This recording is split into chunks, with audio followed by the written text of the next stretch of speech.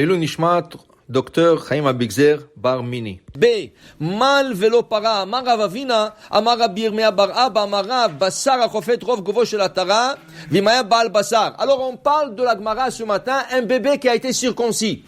Mais le parent le regarde, et il voit, on dirait qu'il n'a pas été circoncis. Il arrive des fois que on dirait que la peau est revenue à sa place, ou la peau n'a pas été assez coupée.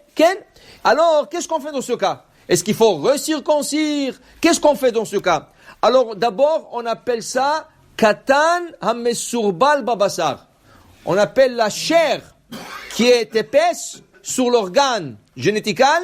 Et qu'est-ce qu'on fait dans ce cas? Alors, une fois, ça arrive des fois, et les parents, ils savent pas quoi faire, Alors, il faut savoir, le moyen ne peut pas trop couper, parce qu'il peut faire un défaut physique au bébé, même le mettre en danger de vie.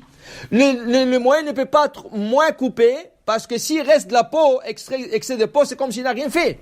Alors, c'est pour ça qu'on a l'outil qui s'appelle Magen. Le Magen, il a la forme d'un V. Alors, il rentre l'organe pour protéger l'organe qui ne soit pas touché par le couteau et il coupe. Mais il faut aussi savoir combien couper. Mais il y a un autre outil, c'est la même chose que le Magen, mais celui-là, il n'est pas cachère. Parce qu'il a un ressort par-dessus le V. Et celui-là s'appelle le clamp. Le clamp est interdit complètement selon tout le rabbin dans la halakha, parce que le clamp, il arrête le sang du bébé. Et pourquoi ils font ça? Ça, c'est des moëls qui ne sont pas entraînés. Ça leur dirige exactement comment couper, mais parce qu'ils savent pas la mesure. Alors ils ont peur de faire. Alors, si tu sais pas, et si tu as peur, ne sois pas moël. Et si tu es moël, utilise les outils cachers. Et si tu n'utilises pas l'outil cachère, malheureusement, ce bébé, il est mal circoncis. Et ça, c'est pas quelque chose qu'on peut refaire. C'est pas quelque chose que tu peux refaire. Alors ici, le moël a coupé, mais on regarde. Mais on voit la chair, on voit le bassar. Qu'est-ce qu'on fait? Alors j'ai écouté une fois, j'ai demandé à Moël, comment ça peut? Il m'a dit, c'est rien. Deux fois, c'est rien du tout. Des fois, c'est un problème, mais des fois, c'est rien du tout. Qu'est-ce que tu fais pour savoir si c'est un problème? Tu prends le bébé, il a 3 mois, 4 mois, et tu le mets debout sur une table. Tu l'attrapes, bien sûr, il peut pas tenir seul. Tu le mets debout. Et tu regardes la Brit Mila. Si, quand il est debout, tu vois la Brit comme il faut, c'est fini, c'est bon. Ça, c'est rien qu'une allusion. Mais ça va passer. Avec le temps, il va grandir, il va prendre du poids, il lui manque du poids, tu vas voir que ça va s'arranger. Mais si tu le mets debout comme ça, et quand il urine, et tu vois qu'il est toujours couvert avec cet excès de peau, ça veut dire qu'il n'a pas été assez coupé. Qu'est-ce qu'il faut faire? Il faut appeler le moël, il ne peut pas couper maintenant avec un couteau, c'est trop petit pour couper avec un couteau. Ça s'arrange avec des ciseaux chirurgicales. Le moël, c'est rien que le moël qui peut le faire. C'est une petite chirurgie de 5 minutes, rien du tout. Il prend, il coupe un peu autour, il lui enlève l'excès de la peau. Mais ça, il faut s'occuper de ça, parce que si Hav Shalom, il a fait la Brit Mila et c'est pas cachère, c'est comme s'il n'est pas circoncis. Alors ici, la Gemara dit la Gemara, voilà, ça c'est quelque chose qu'il faut s'en occuper. Vimlav, tsarich le molo, et si ça n'a pas arrangé, il faut le refaire. Moi, dit la Gemara, Tanu Rabbanan. Chachamim nous enseigne, celui qui fait la Brit Mila, quel bracha il fait? Celui qui fait la Brit Mila. Normalement, qui c'est qui doit faire la Brit Mila? C'est le père. C'est une des obligations du père. Si le père n'est pas capable, il doit nommer le moël comme son messager, shaliach. Alors il doit lui dire, je te nomme comme mon messager. Comme on peut faire tout par messagerie, ça aussi ça se fait par messagerie. Alors quel bracha on fait? Baruch ata Hashem, Elokeinu mecholam, asher kideshanu mitzvotav v'tzivanu al hamila. Hal amila, alors ça c'est la bracha, Il y en a qui disent que si le père lui-même fait la Brit Mila, il doit faire une autre bracha, une différente. Asher kideshanu mitzvotav v'tzivanu lamul et aben.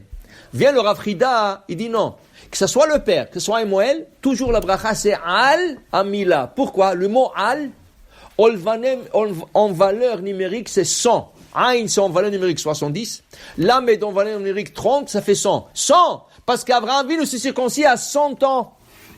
Hamila, le mot Hamila, en valeur numérique 90. C'est l'âge de Sarah Imenu quand Yitzhak a été circoncis. Alors c'est un secret qui a été caché dans cette bracha, même si le père il fait la Mila, il dit pas l'amul et aben, il dit al Amila, al Amila. Maintenant, dit la Gemara, Après, le père, qu'est-ce qu'il doit dire? Le père, il n'a pas circoncis. Ou le père, c'est circoncis, c'est pas important. Il doit faire une autre bracha. Baruch ata Hashem, Elokeinu melech haolam, asher kideshanu mitzvotav v'tzivanu, leachniso bivrito shel Avraham Avinu. Il remercie Hashem qu'il a fait rentrer son bébé avec l'alliance qui a été faite entre Hashem et Avraham Avinu. Okay? Ça, c'est une deuxième bracha. Maintenant, ces brachot-là, quand est-ce qu'on le dit? Selon le Shulchan Aruch, on doit le dire avant que le moyen coupe. Avant que le moyen coupe. Et c'est comme ça qu'ils font le séfarade en Israël. En Eretz Israël, c'est comme ça qu'ils font. Mais les Ashkénazes et les Marocains, ils le font après que le moyen coupe. Une fois qu'il a coupé, ça veut dire d'abord, il fait la bracha à la Mila, avant de couper. Il coupe, et après, le père, il dit, Asher kedeshanu mitzvotav v'tzivanu lachniso bivrito shel Avraham Avinu. Tous les deux coutumes sont valables. Maintenant, il y a une autre troisième bracha. L'assistance, elle doit bénir le bébé. Il faut lui donner bracha. Et on lui dit, Ken, Asher kidesh yadin mibeten vechok b'shorosam v'tzetzav chatam be'od brit kodesh. Alors, celui qui fait la bracha au nom de Kaal, il va prendre une coupe de vin, boré priagefen, Baruch ata Hashem koret abrit, et on dit Asher kidesh yadin mibeten, c'est une bracha qu'on donne, et tout l'assistance dit que Shem shichnasto la berit, quand tachniseu la Torah ou le mitzvot ou maasim tovim, tu le feras entrer dans la Torah, dans le mitzvot et dans les bonnes actions. Pour dire que c'est très important de bénir le bébé. Le Rabbi Ben Ishraï ramène. Il y avait une fois un grand chacham, dans le temps de Talmud, un grand chacham, il a assisté à un brit mila, dans un brit mila, et ils ont bu du vin. Alors le rabbin, il a levé un verre de vin, et il a dit, Bezrat Hashem, de la même manière qu'on est là dans la brit mila, qu'on a le mérite, assister dans son mariage. Quand il est sorti du mariage, c'était déjà de Brit Mila, il est resté un peu dans la ville, il faisait déjà un peu tard. Il dit un peu nuit. Qui rencontre en route un démon? Il voyait que le démon n'était pas content. Il dit, qu'est-ce qu'il y a? Il lui dit, tu sais qu'est-ce que tu as fait? Il dit, non, je ne sais pas, qu'est-ce que j'ai fait? Il dit, tu as béni ce bébé, tu as dit, comme on a fait la Brit, tu lui as souhaité d'arriver à son mariage. En vérité, moi j'étais en charge de lui faire du mal à ce bébé. Il devrait mourir. Mais grâce à tes brachas, je ne peux rien faire. Pour te dire, c'est tellement important de faire la bracha au bébé. Que tu dis, Bezrat Hashem, que Shem shenichnas la berit, kach yikanes la Torah, ou mitzvot, ou maasim tovim. C'est une bracha pour une longue vie, pour le bébé, et c'est important que l'assistance, tous, ils disent cette bracha. Baruch Adonai le'olam, amen ve amen.